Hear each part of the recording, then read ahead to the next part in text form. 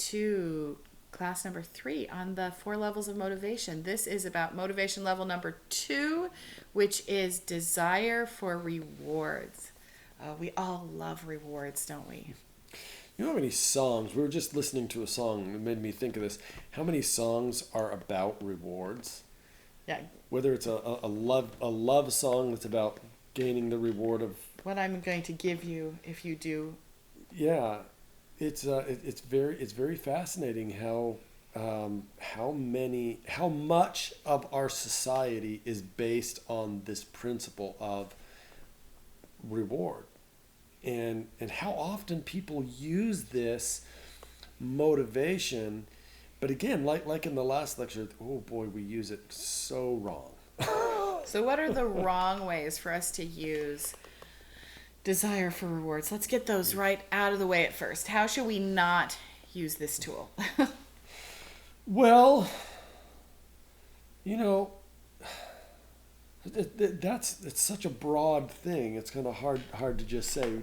Well, then give a specific example of a client. Well, I was going to say, I think one of the things that you don't want to do is you don't want to use rewards as I don't want to say that either, because I say it's a manipulation, but actually I highly approve of manipulation, so I think yeah, can't say that. Well, within a certain framework, yeah. Well, right. I mean, when you're using manipulation for positive things, it's a great thing. When you're using manipulation, for negative things, it's not. So I think the problem with this level of motivation is that, again, I think we so frequently use it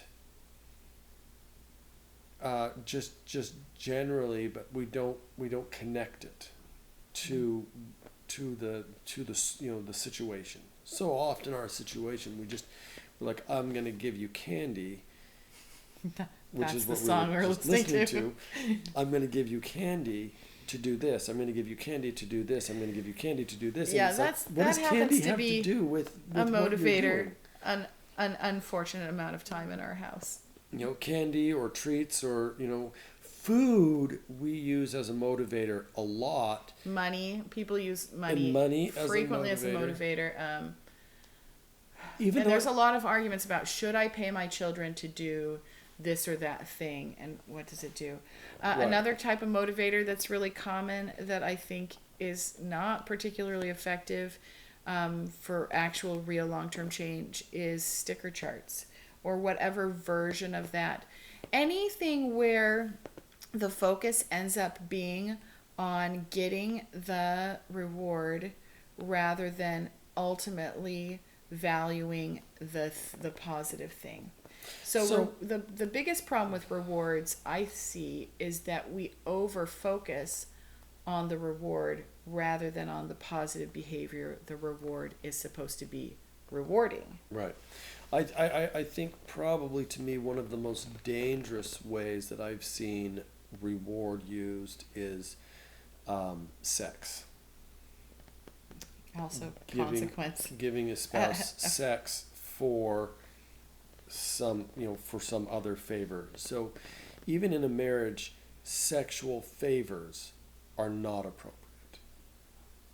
Sex needs to be a something that is its own thing. It's not can't be used as a reward, and certainly should not be used as a consequence. I'm not going to have sex with you if you do that, or whatever, or if you don't do or that. if you don't do that. So sex oftentimes is used as in both of those cases as a consequence or as a reward. Manipulatively. Very, very inappropriate way to use reward. So one of the problems then is using things as rewards that are inappropriate to be used as rewards.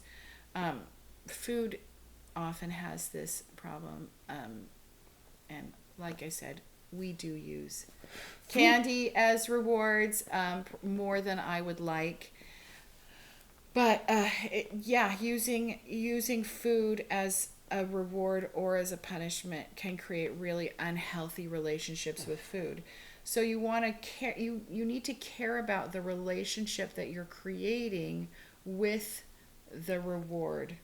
and and conversely with the consequence or So, punishment. so one of the things is if you are going to use food as reward, it should be commensurate with what you're rewarding.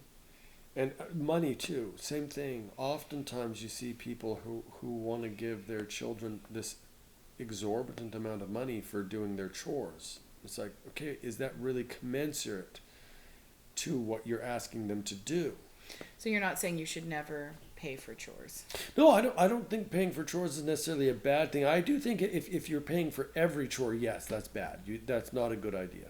If the child has a set of chores that they do, and then you have extra chores that they can make money on, that's perfectly fine. How about rewards that you reward yourself? What are some inappropriate ways of rewarding yourself?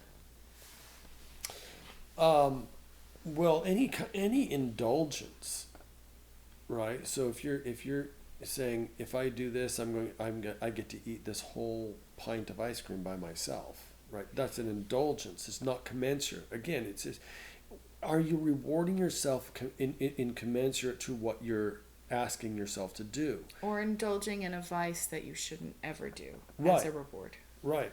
Saying I can, if I do this, I can do this. I think also sometimes people try to reward themselves or their children for doing good at a habit by giving them a break from that habit. For instance, you say, "Oh, I've been doing so good at my habit building of exercising every day. I'm going to give myself some time off." And usually people do this right at the crucial moment of habit formation, where your habit is really starting to settle in and be easy and not require very much effort to do. And giving yourself a break from that sets you way back in your thing. And so I think that's a mistaken way of using a reward. In fact, you usually don't need a reward at that point in habit. You're using it at the point where the habit is becoming easy and less needing of an extra motivation like reward to keep going. And that I think is a tricky place a lot of people get tripped up on. Mm-hmm. So really, the thing is, you have to remember what a reward is, right? We haven't really even talked about what is a reward, right? What is a reward? So we have a desire for a reward.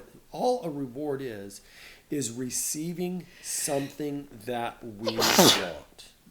Can you say that again, because I was sneezing? Sure. All a reward is receiving something that we want. And that means, here's one of the things about rewards that's really interesting, is that you might be offering me a reward, but it may not be a reward to me.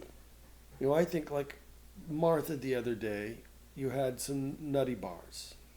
Yeah, Nutty Buddies, Little Debbie Nutty snacks. Buddy, Little Debbie snacks. And Martha was like, I don't want that. I don't like that. So for her, that would not have been a reward. You could have said, I will give you this Nutty Buddy if you will, do the dishes. Well, that's not a reward for her, because just because you're offering something does not make it a reward. I was not using them as a reward. No, was you just weren't. a family treat. Yes, it was a family treat. I'm just saying that for Martha, if we wanted to use that as a reward, it wouldn't have worked, because for Martha, that was not a reward. So because you're offering something does not make it a reward. Okay. It has to be a desirable thing. Whatever you're offering has to be desirable to the person that you're offering. So if I said to you, hey, if everybody gets their work done in time today, we can all go to the swimming pool, you would not feel extra motivated to get your work done because you don't enjoy going to the swimming pool. I might sabotage everybody else's work. See? All right. Okay, so that's the first thing you have to understand about a reward. It is something that is desirable to the person who is being rewarded. And so that becomes really important to understand. So you can reward yourself with positive things that you want. You can reward yourself with negative things that you want, like you were saying, vices. Because if you want it, it's a reward. Now, it may not be good for you, but it might still be a reward to you, right? And so that's the thing you have to remember when you're using rewards, either for yourself or for your the people around you, right? You have to pay attention. You have to know what a good reward is. And I've worked with people who say, okay, I'm going to give myself this as a reward if I get to, to this point. And I'm like, okay, if I go a whole week and I get my room clean, I'm going to take myself out for ice cream. And then I usually ask them, I say, do you like ice cream? Well, it's okay. Then why are you using that as a reward? So why do people do that? Do they just have kind of default ideas about what a reward should be? A lot of people do, yeah. Well, and that's why That food is maybe so often used, because it's a default reward. It's kind of like I was working with a couple, and they had a child that they were really struggling with, and I said, well, give the child a reward and then talk with them. And they were like, well, okay, we're gonna, and they were talking about giving them candy. And I said, okay, but is candy gonna be a reward for this child? She doesn't really care that much about candy. I said, well, then don't use that. And they were like, well, then what do we use?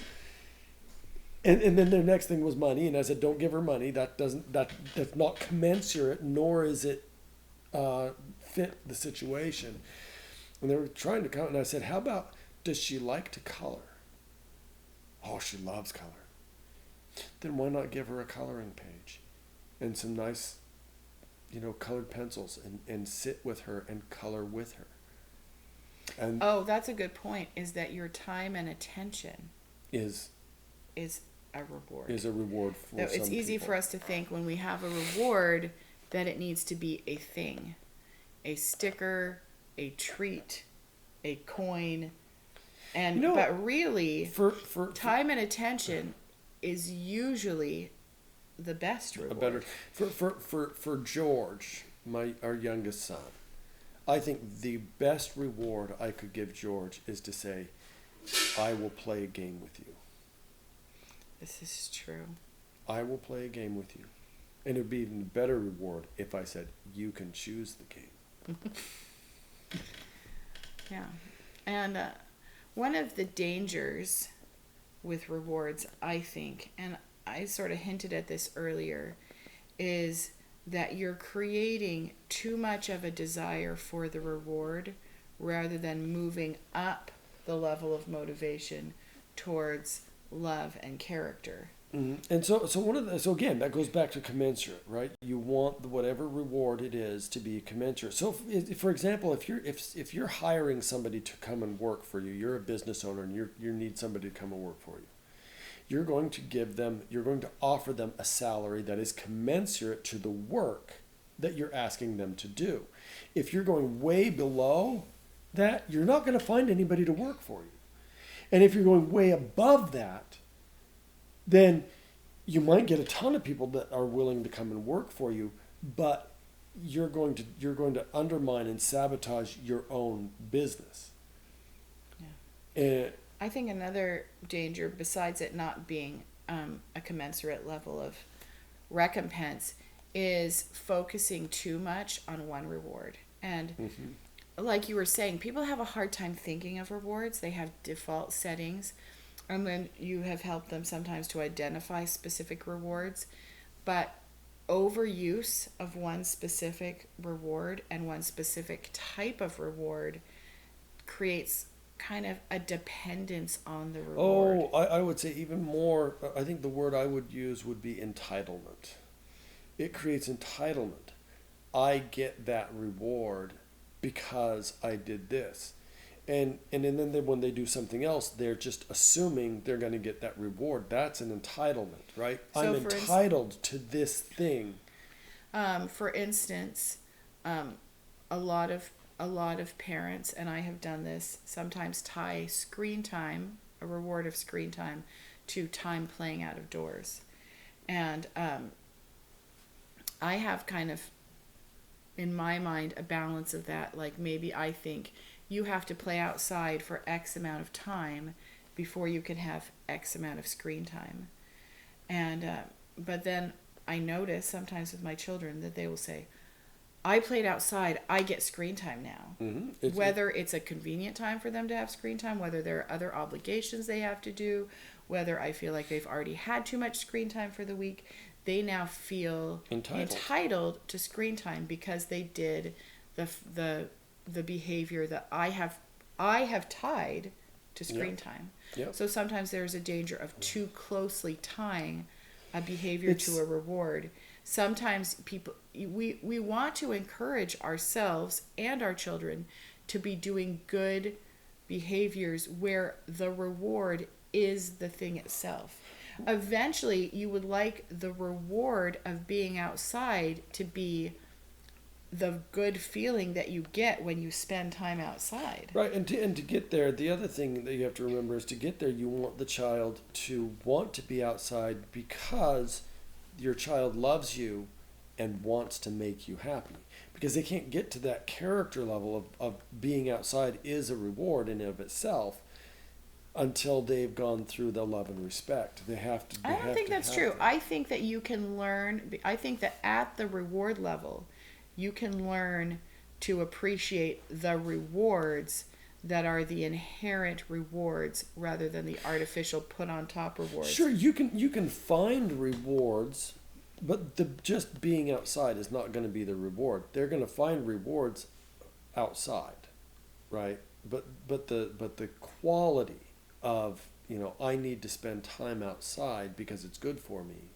That's a character thing.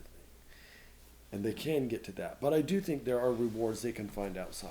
Yeah. Like they can find things that they enjoy about being outside. So are you disagreeing that No, I'm agreeing. I'm agreeing with you. Okay. So what I'm saying then that you're agreeing with is that at the rewards level, without even moving on to another level, our goal is to replace artificial rewards with natural rewards.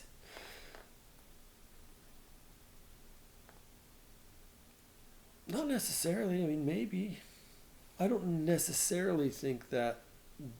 I mean, I guess the thing that you have to consider is God's rewards. If you're saying natural rewards are the rewards that God has given to us, and recognizing the value in the things that God has given. So if you're going out into nature and you're recognizing, oh wow, look at all this wonderful stuff that's been given to me from God, then sure, that's a better way to look at it than to think I'm played outside for 2 hours, now I get to have some lemonade.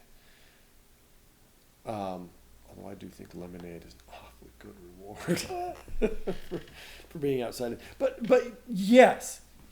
So if I think of it in that way, when you're starting to exercise, you probably need to give yourself rewards for exercising because it's hard to get started and it doesn't feel good at first, and you don't right at first have natural feelings of health and wellness from exercising.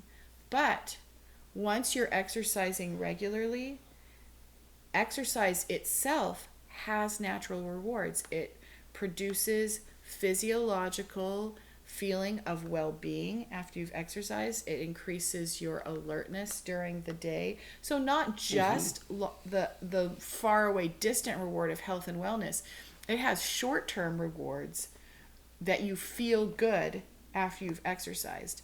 And I noticed that when I haven't been exercising regularly and I'm starting an exercise routine, I need some external motivations to get that going. Once I'm exercising regularly, then I start desiring the natural reward of feeling good after I exercise. Yes. And, yes, but you still combine them with some of the external rewards because you still really enjoy being able to log that you did it. You still really enjoy. Yeah, and I'm not saying that you shouldn't ever use external rewards still. I'm just saying that the eventual goal of rewards, I think the highest way of using rewards is to be able to find the natural reward in the thing that you're doing and to appreciate that. So that's the most close. You talk about how the reward and the consequence should be closely tied to the action. Right. The most closely tied to the action is the natural reward and the natural consequence. Right. And sometimes we need some external things added on to that. Right. But we shouldn't rely on them forever. Those things, in a way, are a crutch. Yeah, well, yes. Um, I'm not sure. I'm not sure how I feel about that. So Okay. I have to think about that because I never thought about them as a crutch. I think it's an interesting thought. So I'm going to think about that some more. But I think, um, yeah, now you got me thinking. Now Oh, it's what hard to a talk because I'm dangerous thinking. thing. Um, No, I feel really strongly about this idea that over reliance on artificial rewards and over reliance on artificial consequences undercuts the ultimate goals of progress. Whether that's means I'm not saying that you should never have artificial rewards or consequences, or that they shouldn't be long term, right. but over reliance on them undercuts the ultimate goal. And I keep coming back to this sticker chart idea, and this is coming at least partly from my Charlotte Mason educational background, with this idea that okay, here's an example. Grades are the ultimate version of the sticker chart, and I was driving some young women in our church group to an activity, and one of the young women was talking about a test that had been scheduled for that day that she had studied really hard for, and then the teacher postponed it till the next week. And she said, "Oh, I wasted all that time studying." And I said, well, I mean, is time studying really wasted? I mean, because isn't the knowledge what you're gaining from studying? And all of the girls in my van just kind of went dead silent like crickets. Uh, and they looked at me like I was crazy for suggesting that the goal of studying might be, the reward for studying might be knowledge. Right. Because they had been taught to rely on grades as the reward for studying. And grades are meant to reflect that you have learned things, Mm-hmm. but an over reliance on them means that the grade itself is the reward, and that can replace the natural reward in a way that undercuts the actual natural reward. Okay. I can see what you're saying, and I can concede that point. That not that I have to concede because I wasn't arguing with you, anyways. I just was trying No, to but think. you weren't agreeing either. No, because I had to think about it. But Okay. yeah, but maybe can I just needed to explain more fully yeah, what I was trying to get at. I can definitely see that. I can definitely see We that. want to be careful with our rewards, that the reward we're giving isn't removing or replacing Right, the natural and actually reward. that comes back to something else, and that is that our unlike consequences, a consequence should be set. This is the consequence that you get if this happens or this doesn't happen. Rewards are the opposite. If they're A too reward set, should they're be less flexible. effective. Reward should be flexible. Sometimes I'll give you this if you do that, and other times I'll give you this if you do the same thing. And sometimes you're expected to do the thing for no reward. Oh yeah, frequently. Yeah, and If you a reward an action every single time, then the reward becomes the motivation rather than. Well, the reward is going to be the motivation if you're giving a reward. I mean, it's part of it. I guess But what, what but you're saying- but what kind of you're what I was saying saying is- before. yeah, what you're saying before. Like grades versus knowledge. So here's the thing. Here's the thing. The motivation. Obviously, if we're giving a reward, that's what we're trying to use for a motivation, right? I think what you're talking about is that we shouldn't need a motivator for all of the things that are blessings to us, you know, or like you say, maybe we need to develop our own inner motivations that or are we not need to learn external. to appreciate the natural rewards as part of a reward. We need to be able to feel rewarded by natural rewards and not only by artificial rewards. Right. Right, and we can assign ourselves that too. You know, you can natural rewards can be assigned. You can say, I'm going to study, and as I study, I'm going to learn about, you know, like when I listened to the Civil War lectures that we have, and I thought, I'm going to study this so that I can have a better knowledge of the Civil War.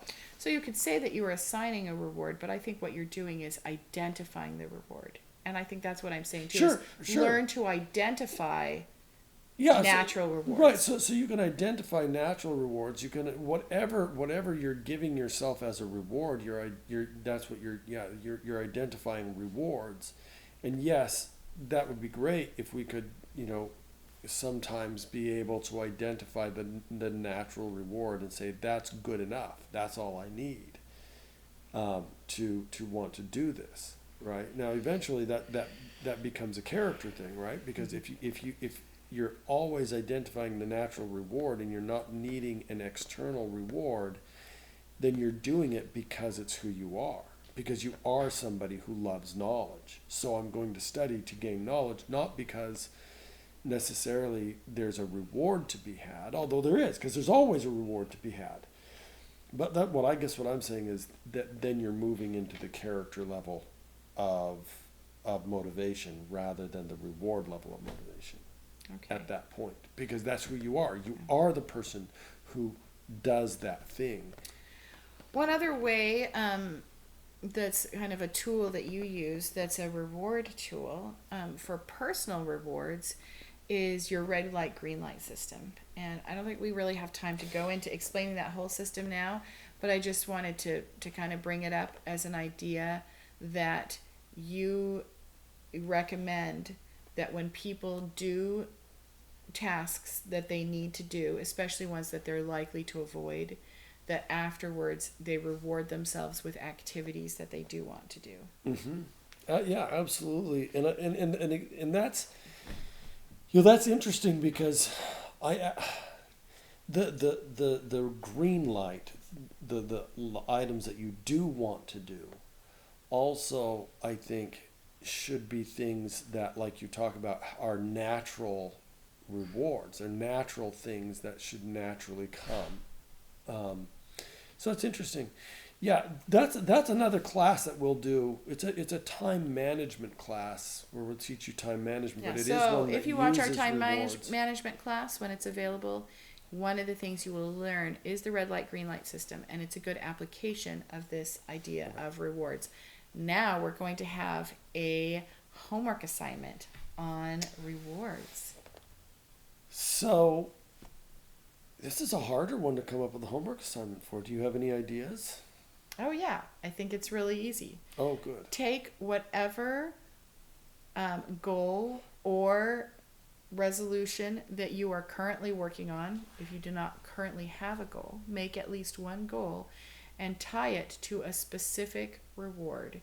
Try to make the reward, well, you just said it Well, doesn't let's- have to be, try to make it, you Make said it can be flexible. Okay, so but- make the reward commensurate with the goal. What am I trying to do? And does this reward fit Actually, that? I think you should have 5 possible rewards so that you're using your tool of being flexible. So you could say, for instance, my goal is I am going to go on a walk every day. And then you come up with 5 different rewards that you can give yourself when you get home from your walk. For instance, when I get home from my walk, I am going to sit down for 10 minutes and listen to some music that I really enjoy. Can I modify that just a little bit? Sure. The reward doesn't have to be after the walk. The reward can be while you walk. Like, for That's example, a good point. I really enjoy listening to audiobooks, and I do that while I run. Okay, great. So the reward can be during or after you have completed the task. And but give yourself a list that you can choose from, and you can choose the one that seems most motivating to you on that specific day. And then I'm going to give you the advanced assignment that goes with this assignment. And the advanced assignment is to identify what is the natural reward that you get from doing the whatever it is that you're doing. So if it's running, what's the natural reward you're getting for running? It's called a If runner's high. If it's for whatever your goal is. You could have a short and a long-term natural reward because, Sure. for example, in running, short-term runner's high, long time increased cardiovascular health, increased strength, increased bone density, Right. So longevity. So the first part of the assignment is to identify 5 rewards that you can give to yourself either during or following your whatever task it is that you're trying to do, your goal, and then the advanced assignment is to identify the natural reward that you gain by completing this goal. All right, we'll see you next time.